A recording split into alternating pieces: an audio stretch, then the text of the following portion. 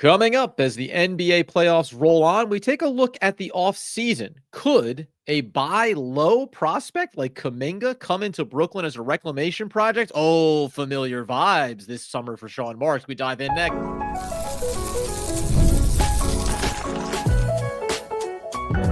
You are Locked On Nets, your daily Brooklyn Nets podcast. Part of the Locked On Podcast Network, your team every day.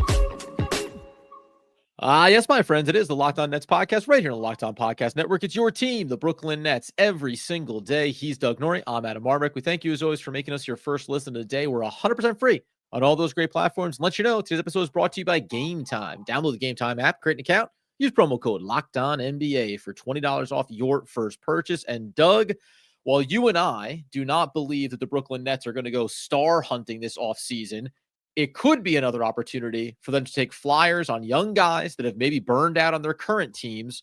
Reclamation summer has a nice ring to it for Brooklyn.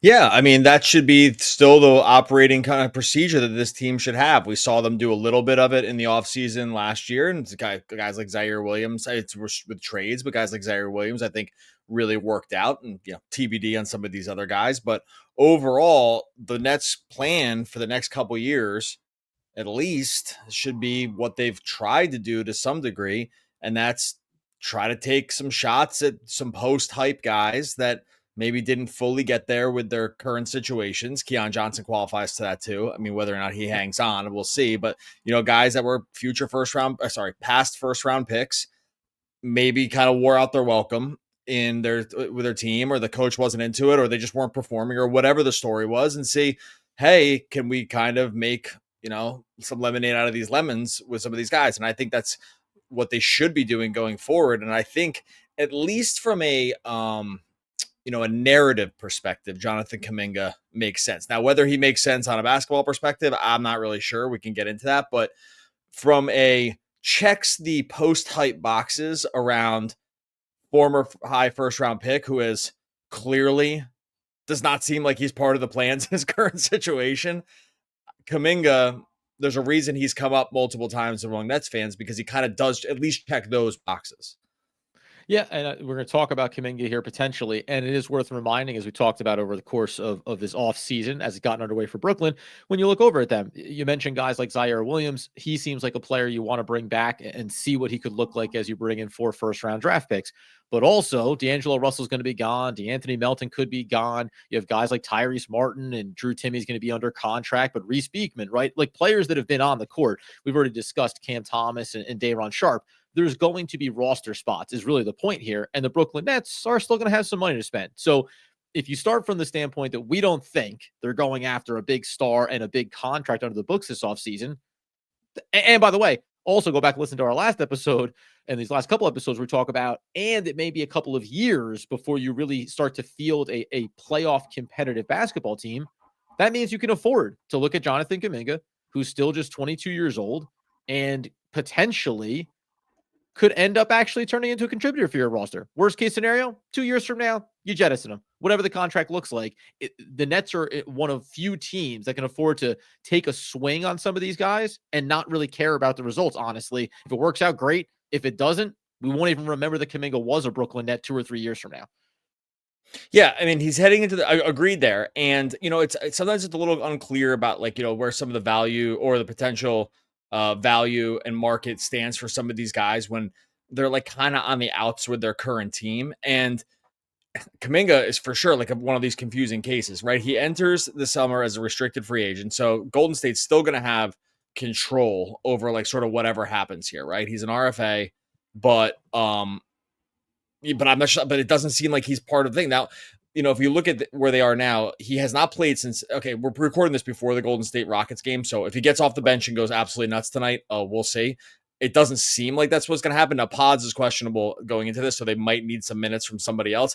The guy hasn't played since April 11th. He's basically completely X'd out of the rotation. They went through the first game. He didn't play at all. He really didn't play in the run-up at all when the games were pretty high leverage going into the playoffs. So the available information would say that Golden State is really not all that interested. And he did turn down an extension a couple years ago. And so it's like, for 150, I believe was the reporting. And they're like, well, he turned that down and now they're not playing him at all. Like, I don't know. Like, it's just like, and one other thing with this, and I'm kind of like maybe rambling a little bit, but with the restricted free agency process, it usually does not behoove teams to get into it because like it really caps their ability to do other stuff because you have to put it in an offer sheet and then kind of wait, right? And occupy the money. And that you have to wait for their team. Their team on the cost. Yeah. Which, by the way, most teams don't want to get into that because it's like, well, we can't make other moves. If you're the Nets, you don't care, right? And you just don't care about the timing because you're like, hey, we're not that interested in being good anyway. It's not like we're trying to fill out our team. If the money comes in, we go for it. If not, like nothing lost. Like that is kind of the situation to put in a flyer on some of these guys and really and kind of hold the other team to it. So I think there's mechanics of why these restricted free agents usually end up on their team because like other teams just like, well, why bother? Like we better like love the guy because it's going to mean sitting around and waiting for them and then maybe just, being left at the altar because the other team just says, never mind, we'll match it and like we're good to go. And so it's like, well, it's not even worth putting in. And I really think that actually hurts some of these guys because they probably market gets depressed because of the timing and not because of the actual money. But Kuminga might be one of these guys where it's like, well, the Nets like don't care and they have the money to spend. They might see it as a situation of like, we'll go for it. We'll see if they want to match it and we'll kind of go from there. So does that make sense? Like I'm trying to like piece this out, like gamify this a little bit to like understand where the incentives might be. He doesn't really strike me as a Sean Marks guy, but I do think Sean Marks is interested in these guys who were at one point valued very high on some level. They went after Killian Hayes. I mean, I guess maybe it is a Marks guy. They've done this a few times. It's like Killian Hayes, Zaire Williams, Keon Johnson. These dudes were just at one point had value, got drafted high. It was completely smoke now. Maybe Kuminga does fit the bill more than I'm kind of letting on. I'm not sure.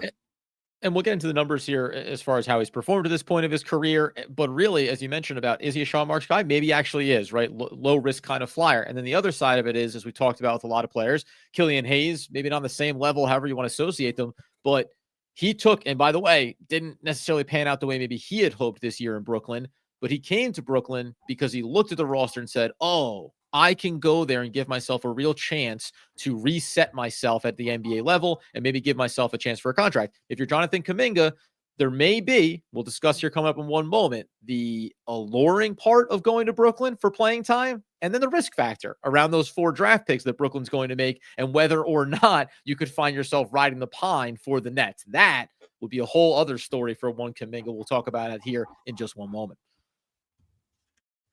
All right, before we get to that, tell you my friends over at Amazon Fire TV. Do you know that Fire TV is also on Xbox? Turn any TV into your gaming and entertainment hub with Fire TV Stick 4K devices. No console required. Just grab your paired controller. Subscriber sign into Xbox Game Pass Ultimate with EA Play included, and you're ready to play. Dive into hundreds of premium titles. You got EA Sports College Football 25. You got Call of Duty Black Ops 6. You got Avowed.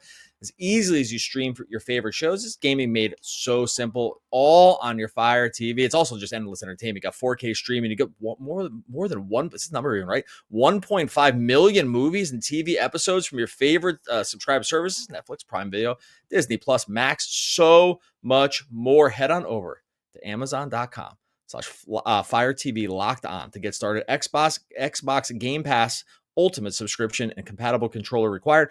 Available on select devices, including Fire TV Stick 4K second generation, Fire TV Stick 4K Max first and second generation, and Fire TV Cube third generation. That's Amazon.com/Fire TV Locked On to get started.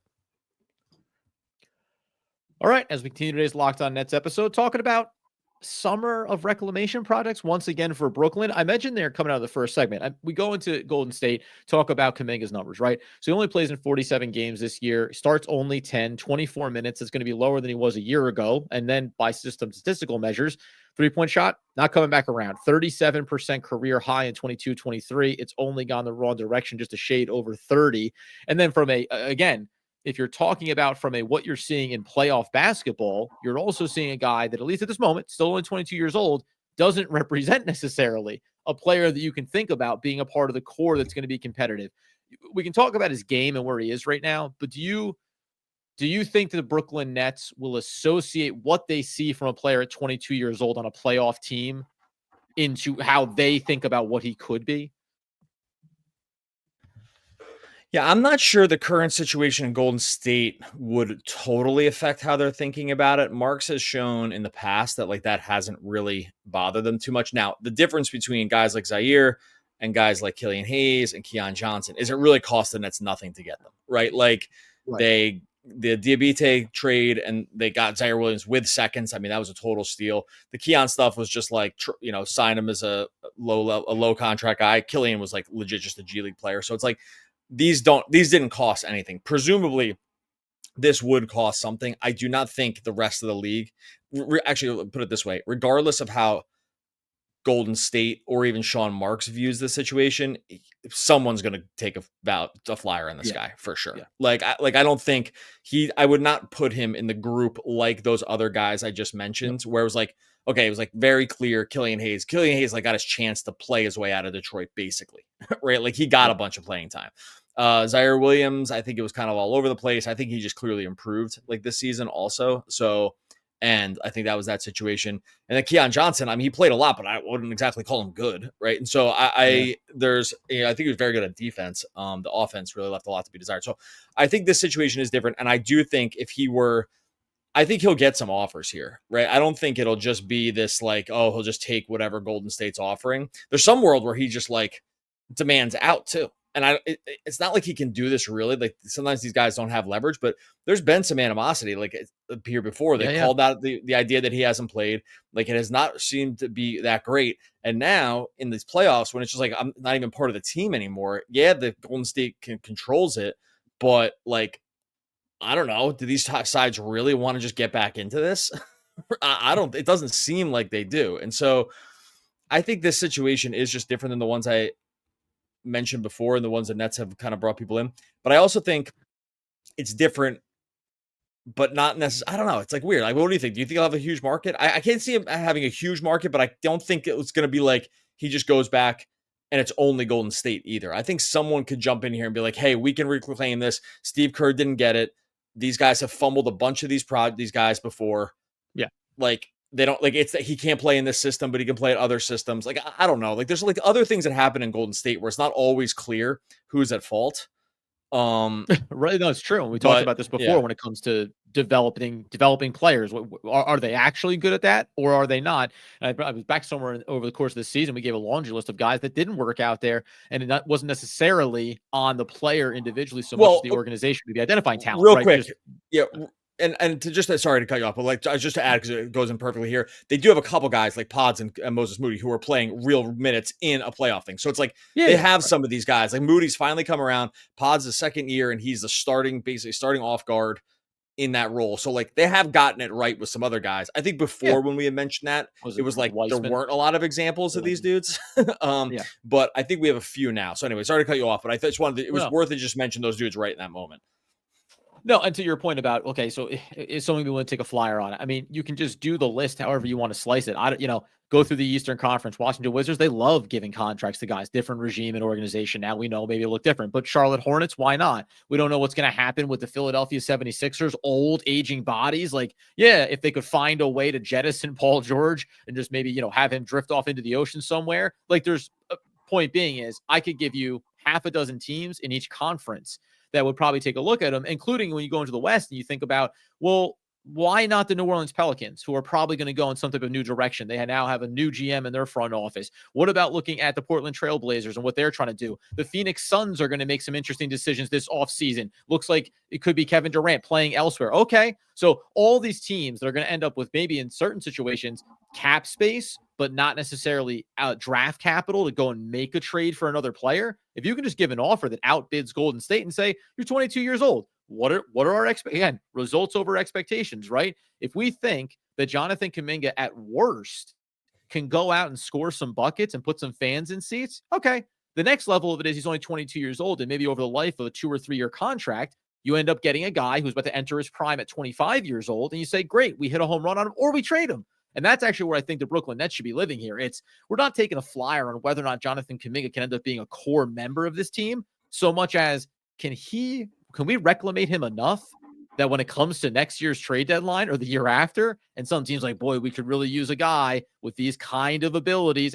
Here you go. How many picks you want to give us for him? Because we're still going to keep rolling over our machine when it comes to draft and finding prospects that we believe in and think we can develop long term. I'll tell you a story that Nets fans would love to tell is to say, Here we like, go. compare Jonathan Kuminga with Jordy Fernandez. Because Jordy Fernandez is like in Nets fans' eyes, and like, I don't know if it's like wider NBA, but I know for sure Nets fans feel this way. And I think it's warranted. Like, this guy is at the peak right now. Like, everyone loves Jordy. Oh, yeah. Like, he's got an 100% approval rating. 100% approval rating across the board right now. It can only go down, you would think. But it's like, oh, could Jordy Fernandez, who got like an absolute ton out of one of the very worst rosters in basketball this year, I mean, ton. I mean, based on expectations, right? Got, out of this one of these bad rosters, got everyone playing hard every single minute. These guys just took, even when they lost, they took a lot of teams down to the wire. Like, you think Jordy Fernandez could get his hands on a guy like Kuminga and just like re-incentivize something with like a new role? He's like more of a role man. Like, he's just like getting downhill to the basket in like a motion offense, but it's like not just built around these like other shooters where you have to be like sort of picture perfect with your placements when you play with Steph and Draymond. Like, those things wouldn't have to happen. It's like motion heavy, a lot of DHO stuff, a lot of pistol action coming up. Now, you can't really shoot, so that'd be a problem. But like the athleticism, oh my God, like fans would go nuts. Like, just the dreaming on like what Jordy Fernandez could get out of him, I think. And maybe it's going overboard a little bit, but like, hey, that's just where the Nets are in their timeline. It's like, you got to try to get excited about certain things. And I think that is like it's like a realistic story to tell. It's like, okay, we saw what Jordy Fernandez did. He clearly is a floor raiser, and guys, at least right now, seem to really like playing for him. And so that's exactly where you want to take, maybe, I hate to call him a malcontent because I'd probably be unhappy playing, and we never know why these guys don't play. But like someone who was unhappy for whatever reason in their other situation, who might be prime motivated to like be better in a totally different situation. That's like the exact kind of dude you want to have with a coach who really looks like he can develop some of these dudes. And if you're looking into the front court for the Brooklyn Nets too, like, what are we talking about? Like, who, Trendon Watford, right? It's whoever they draft this year. It's nobody. There's nobody. Well, yeah, but it's like, as it stands right now, right? Going to the offseason, it's like any of these bodies. No, okay. So you can go ahead and clear them out of the way in terms of, is someone going to prevent anybody, draft picks included, from claiming a role, right? So there is that nice part of it. Obviously, to put Noah Clowney into that mix there and what a development looks like. But the key part that I think I'll mention when it comes to Kuminga as well is like athleticism. Like the Brooklyn Nets, it's whatever iteration of them. There's just been times when you look at the front court and positionally, you go, well, yeah, depending, this guy, Nicholas Claxton, is athletic as long as you have other superstars on the court to really value and accentuate it. Day'Ron Sharpe hasn't been that guy at the center position. Noah Clowney, he's in development, but Dorian Finney-Smith, right? Even Cam Johnson. It's just different types of molds of players. And the Brooklyn Nets maybe haven't had that athleticism that Kuminga could potentially bring to it, and that little bit of size, right? 6'7", 225, a little bit of a body to him. So you can project value.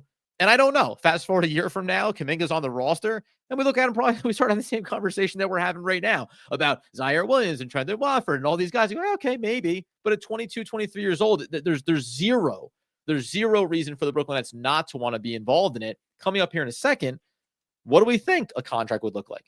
Is there a team out there that would put a contract in front of Kuminga that Nets fans would say, okay, Sean Marks, let's just calm down. Let's keep that powder dry, baby. We never know. We're going to need those dollars. We'll do that. Plus, we'll look at the NBA playoffs coming up here in just one moment. All right, before we get to that, tell you, my friends, over Game Time. There's nothing like the atmosphere of an NBA playoff game. Every bucket, every defensive stop, every moment feels huge. This is electric. It's electric in the arena. There's also electricity, but it's also electric in the arena. With Game Time, you can be part of it without the stress of last-minute ticket hunting. Game Time makes it so easy to get playoff tickets, and not for the Nets, but across town Knicks. If you want them, even when demand is sky high, price on the app actually go down as the tip gets closer. Last-minute deals can save you up to 60%. If you head on over right now to Game Time, I just had it up. Yeah, here we go. You got Pistons at Knicks. There's still tickets available for the Game 5 if you're interested. Maybe you're rooting for the Pistons. They're starting at $234. Sounds high, but it's still playoff basketball at MSG, baby. You can go to Blue Jays at Yankees. Hockey jersey giveaway stop at Game Time. That's Friday, starting at $48 over there. They got concert tickets as well, plenty of hockey. It's all there for you over with our friends at Game Time. Take the guesswork out of buying tickets with Game Time. Download the Game Time app, create an account, use the code LOCKEDONNBA. $20 off your first purchase. Terms apply. Again, create an account, redeem that code LOCKEDONNBA for $20 off. Download Game Time today. Last minute tickets, lowest prices guaranteed. All right. As we tie a pretty little bow on today's Locked On Nets episode, talking about the offseason, pursuing players, reclamation projects, and obviously Jonathan Kuminga is going to fall into that category. When we think about predicting the potential contract, over on Sports Illustrated, they actually ran this article yesterday. Let's say comparable players like Devin Vassell, like RJ Barrett, like Aaron Gordon. You're talking about 5 for 135, 4 for 107, 4 for 86 in the case of Aaron Gordon. Now, these are just comps that they're putting out there and saying Kuminga, 4 years, $100 to $120 million contract, if that's what teams are throwing out. Do you want Sean Marks to be in those waters? Do you want the Brooklyn Nets to be having that discussion? A $20+ million per year AAV? $20 million for Kuminga. I mean, I think that Maybe 25 million. Yeah, probably like 25, I mean, 25 that's probably plus, what we already know. He's like looking for 30, like, and kind of just didn't go through the extension with Golden State. I don't know if they were like in tank his value kind of thing here or like where they are with it. 20 a year probably seems like he would get. The problem is like, who's the market? Like, who has the money to go out and spend this? Like, there's not many teams that have this kind of like free agent money to throw on, except for Brooklyn. Like, Brooklyn might be the only team, and it's a little bit easier to do this stuff when you're signing. Now we're talking sign and trade conversation, Dougster. Well, that might be what he's interested in doing too. And so it's one of these situations where, like, I don't know, like Brooklyn, you know, if you research this, it's like, well, who are the other suitors? Except there's really no one. It might be just Golden State and Brooklyn. Like, and then it just comes down to whether the Nets are even interested. So because if you look around the NBA, who could even, I don't even know who could really even realistically get in on this now that you think about it, right? It's like, all right, the Nets, and enough cap space to like what he's looking for. Now, again, the Nets have also kind of said they're not really wanting to put long-term money on the books here. Although, I'll tell you this right now, if you sign guys in this range and they all of a sudden look awesome, and you are thinking about piling your draft picks together with some contract money around a young player who could then be traded for, I'll just make up a name, guys like Giannis, because you're going to need... Is that a basketball player's name? It's a good thing you made it up. What a joke. You're going to need to send the players and picks along. Like, people get confused about this Giannis thing. We said this a couple episodes ago, and I'm not going to go too crazy around this, but the Nets just don't have a great package right now for Giannis. They have picks. It doesn't really help. The Bucks cannot tank. The Bucks do not have any of their picks for the next few years. Like, they're all going to Portland and Milwaukee for the Drew and Dame trades. So, like, the Nets, if they ever were going to make a trade, they'd have to get like some young players back to be like, try to be a little okay in the non-Giannis years, because they're going to be like the Nets post KD and Kyrie and Harden. They can't be bad. They don't have any of their picks. Yeah. And so it's like, they need players back. So everyone that like, you know, pencils Giannis into coming for the Brooklyn, I don't know why Milwaukee, even if Giannis demanded it, would ever make the go for it. Like, so anyway, long story short, and I mean, it's this different discussion for a different day again, but with Kuminga, it's like, oh, if he can get the young 22-year-old with the $30 million a year contract and all of a sudden he looks awesome, well, that all of a sudden becomes like the pick and the player that you need to sort of start putting deals together. And maybe that's part of the thought process. Maybe I'm talking myself into it. It's like a lot of ifs that need to happen, but these would be the kind of guys that you could dangle eventually for a bigger name. The Nets do not have that guy right now. They don't have a guy they can throw into these trades for guys like Giannis. So I don't know. It's interesting.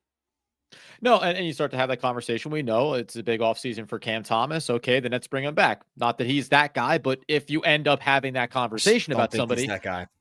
No, maybe he's not, but neither is Kuminga right now. So, you know, if we're going to talk about the Nets sign Kuminga because you're going to need to cobble this together at some point for somebody else. Well, right now, I'm no more inclined to take Kuminga, Cam Thomas, or, you know, and say, well, we'll build our new team around him with young players. But at least if you're, say, the Milwaukee Bucks, and you go, well, we have Kuminga and Cam Thomas. Okay. If one of them ends up hitting, then maybe we've got something. Or if they end up cobbling. Who do you think gets more money this offseason? Who gets more money this offseason, Jonathan Kuminga or Cam Thomas? Well, the caveat here is if the Brooklyn Nets are re-signing Cam Thomas, if he's going to play and stay in Brooklyn, then I say Cam Thomas gets more money, because we know how Sean Marks and Jose roll. They're going to give out that little extra cheddar on top. I'll say that it's Cam. I'll say that it's Cam Thomas. I know you're going to disagree, and I think it's Kuminga, and his Mark is probably going to be there, and the size. There's plenty of reasons. to reasonably say that Kuminga is going to be the guy. But the perception thing might be the one part that holds it back here, right? Whether it's the Golden State Warriors you mentioned before trying to deflate the market a little bit on him, whether that he's been a little bit of a malcontent and is maybe viewed as, okay, if we go sign this guy, is he going to be excited to be here, or is it just really about getting that contract? And frankly, his play hasn't told us that we should be excited about giving him $20 to $25 million a year. Whether or not Cam Thomas is a little bit undersized and if he's ever going to fully develop, maybe the health is a bit of concern, you can at least look at him and go, well, I see a 25 to 30 point scorer, even on my terrible team, if I sign this player. And that does mean fans in the seats excited about watching your team. So all things considered, maybe these guys should both be signing contracts that are kind of the similar range. And that would mean like, maybe they should both be under 20 million, right? We talked about like, I think you said 15. I said maybe 18 for Cam Thomas. Maybe that's both of these guys deserve, because they're not too far off in terms of where they are in their careers and still being in this, well, what's the next phase? I would say at the moment, Cam Thomas's arrow is definitively pointing more in an upward direction than maybe Kuminga's is kind of a sideways one right now. I agree with you. And I think that if you were to poll NBA executives, my guess is they would rather try it on Kuminga just for a few reasons that aren't going to make the Cam Thomas stands out there happy here, but just 6'7", 225, 22 years old, that, was a former number 7 overall pick who is pretty athletic. And I don't know. I just think it's like it's just interesting. I'm going to pose this out there. It's like, who gets a bigger contract? I think Kuminga just gets one. I don't. It's so funny too. It's like, we just go down this Cam Thomas road every single time. It's like, maybe they just like, hey, that's where we want to spend. That's where we want to spend their money, not on Cam Thomas. Like, I don't know. Like, it's reasonable to think that they think that. We've gotten no insight that they want to do this at like some high number. It's pretty wild. Haven't we just solved the science, Doug? It's sign and trade for both teams, Kuminga to Brooklyn and Cam Thomas to the Golden State Warriors. It only makes sense for franchises that seemingly don't like the players that they have in their own buildings. He just wouldn't be a guy that Cam Thomas is not a Golden State guy. That's like the Cam Johnson trade you're talking about there, which we should have a whole other episode on. All right, we're gonna get out of here. Interesting stuff. We make sure you subscribe to Locked On. A little cliffhanger. Like, make sure you subscribe to Locked On Nets over on YouTube. Make sure you subscribe wherever you listen to podcasts. That's very easy. Just click like and subscribe. That's it. Maybe you leave a comment too. Just have a couple clicks. Very, very easy for you. Totally free. Really helps us. Go over to YouTube. Go over to Spotify. Go over to iTunes. Subscribe wherever you listen. I've lost love. I've tried to reclaim a lost love, and I didn't know how to do it. My God, it was Sam Worthington. Oh, the all-time great poets. Back again tomorrow, talking more Brooklyn Nets basketball. Basketball. Maybe not one of the great poets. Basketball, yeah.